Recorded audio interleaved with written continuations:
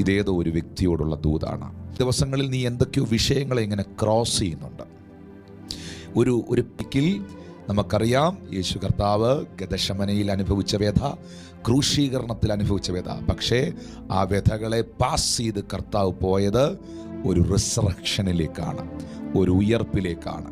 ജോർദാനെ pass ചെയ്ത് cross ചെയ്ത് Elisha പോയത് ഒരു ഡബിൾ പോർഷൻ അനോയിൻറ്റിങ്ങിലേക്കാണ്.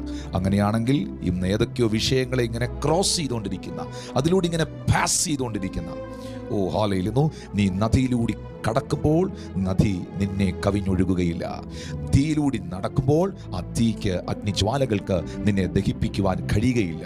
ഇതിനെ ക്രോസ് ചെയ്തുകൊണ്ടിരിക്കുന്ന ആളിനോട് പറയുകയാണ്, പ്രാർത്ഥിച്ചുകൊള്ളുക, വീണ്ടും പ്രാർത്ഥിച്ചുകൊള്ളുക. ഇതിന് മുമ്പിൽ വറീഡ് ആകരുത്, ഡൗൺ ആകരുത്, ഡെസ്പാകരുത്.